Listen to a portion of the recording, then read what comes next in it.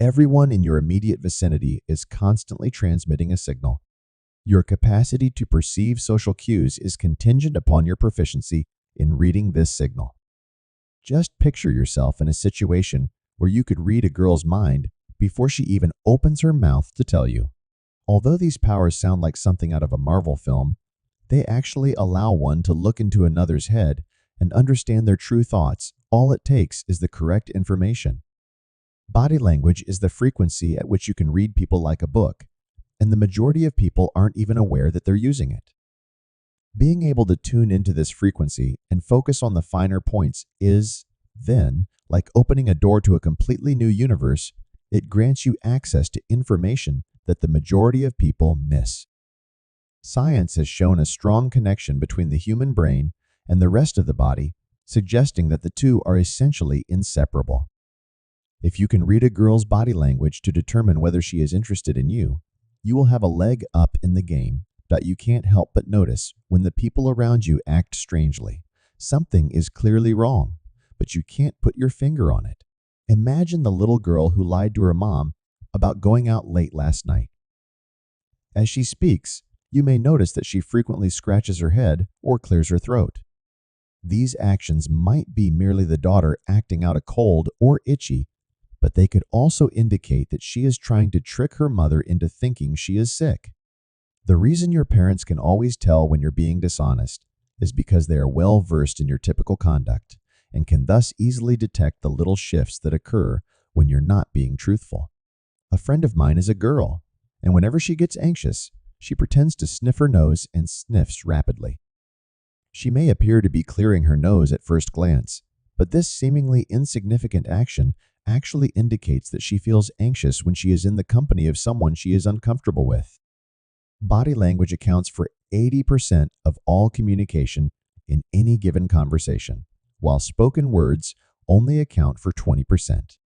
Paying close attention to someone's speech can tell you a lot about their mental state because it is a major component of their body language. Visualize this as you enter the school cafeteria. You notice a cluster of students gathered around a table. It's possible that some of these individuals are your pals. Find the person whose voice is the loudest and most commanding to identify their position as group leader. Take note that I used the word strongest rather than loudest. Some people's voices will be quite loud. Some will be very mild. But there will be one voice that stands out as louder than the others. This is the group's leader. Not only is this the simplest way to identify a group's leader, but it's also an excellent confidence booster and a surefire path to group leadership. Next time you're out and about, whether it's at a store, a mall, or even just with loved ones, make an effort to tune into the volume of each person's voice. As a general rule, a person's personality is reflective of the strength or weakness of their voice. If their voice is strong, then they likely have a strong personality as well. However, you should never rely on a single indicator when reading someone. Instead, you should always consider multiple indicators. While it's true that one's eyes can reveal a lot about their soul, one's gait can reveal just as much. You can't help but notice the abundance of people everywhere you go. There is an abundance of human subjects to choose from among the world's billions of inhabitants. A person's actions speak louder than words, yet most people focus on the former. A strong walk usually indicates a strong personality, though there are exceptions. If you want to learn to notice the finer points that most people overlook, try observing people's walking styles the next time you're in a large group. Is this someone's walking style? A lack of confidence may be indicated by behaviors such as a preoccupation with one's own feet, aversion to eye contact, or a lack of direction in their movements.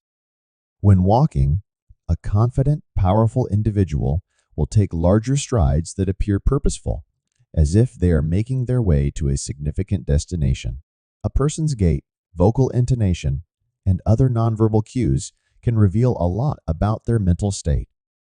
On the other hand, language provides yet another window into the thoughts and feelings of others around you. We say billions of words every day, yet we don't give any thought to any of them.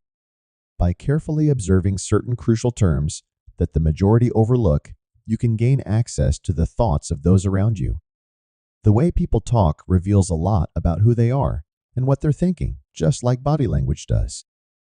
Envision the elementary school student who, after each statement, adds "I guess" to the end.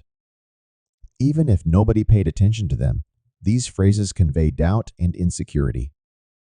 A person's personality might be revealed by the frequency with which they say, "I don't know." If you listen carefully enough, you can classify most individuals into two groups: those with strong, active personalities and those with passive, weak ones.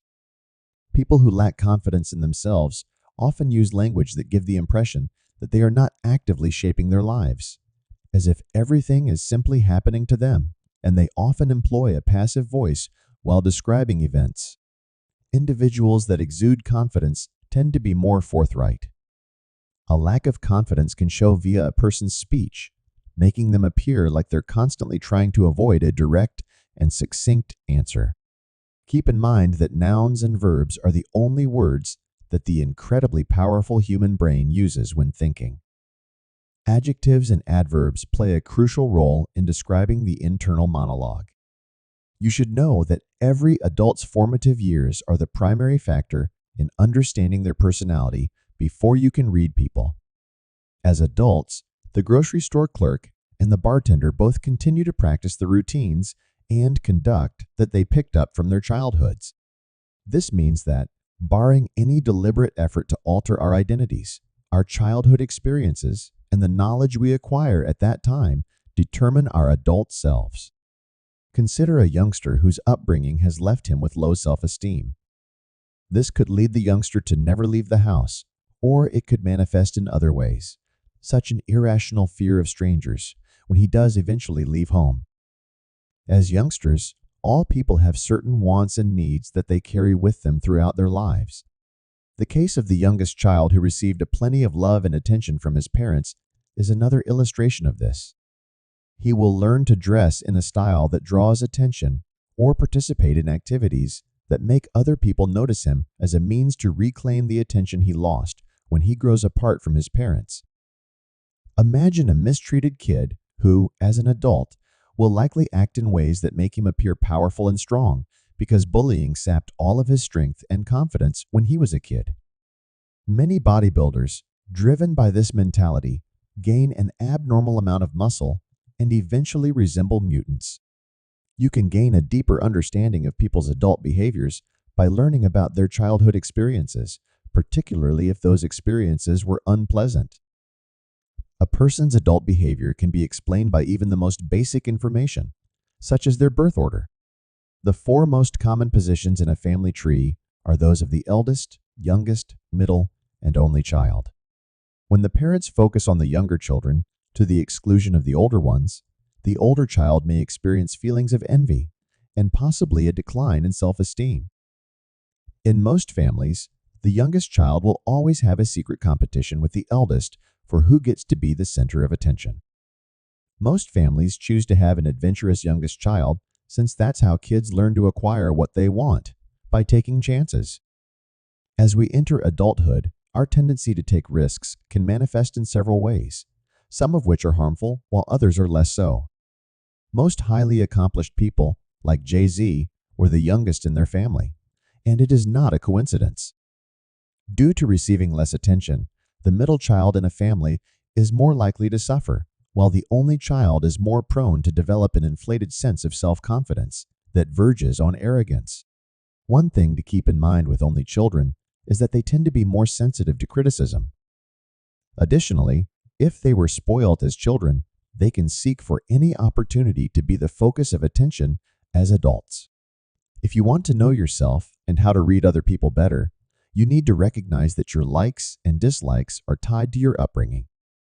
This includes people, places, and things. As the old adage goes, the eyes are the window into the soul. If we replace soul with personality, then the saying holds a lot of water. If you want to know if someone likes you or not, all you have to do is glance into their eyes. They can also tell you if their personality is powerful or weak. A girl's pupils getting really big as you approach them at work or school is a subtle way of saying, that she's excited to meet you and could even like you. When you bring up a subject that your pals are enthusiastic about, you'll see that their pupils enlarge and widen as you converse with them. One of the most basic ways to read a person is by their eye contact, which, when done right, may convey assurance, interest, and even desire. Focus on the individuals around you and the expressions on their faces the next time you're in their company. One of the most common ways that girls pick up on your lack of self-assurance is when you avoid making eye contact with them. Stable eye contact is a great indicator of a strong personality, since it shows that the person is comfortable looking someone in the eyes for long periods of time. Whether you're an extrovert or an introvert, knowing the most prevalent personality types will help you read people better. An extrovert is someone who jumps to action in response to nearly every stimulus they encounter. One way to characterize an extrovert is as a people person. This type of person gets their energy from interacting with others. Everyone knows an extrovert, that person who never stops chatting and seems to know everyone in the office or classroom. Extroverts are characterized by their extroversion, friendliness, action orientation, talkativeness, sociability, and enthusiasm. Contrarily, an extrovert may struggle to spend time alone, be easily distracted, and crave constant attention. The second personality type we have here is the introvert. In order to find answers, this individual often examines their own inner world of ideas, emotions, and perceptions. The introvert typically has a smaller social circle and requires alone time to recharge after being in large groups of people. The most obvious difference between an extrovert and an introvert is that the former nearly never speaks before thinking, while the latter virtually never does. Always bear in mind that the vast majority of people fall somewhere in the center. One of the most crucial things to keep in mind when reading people is that their possessions, from the color of their smartphone to the clothes they wear and the automobile they drive, reflect their personality. Take the all-black everything gym rat as an example. Not only that, but his headphones are also black. Black is the most popular hue for conveying authority and a sense of mystery.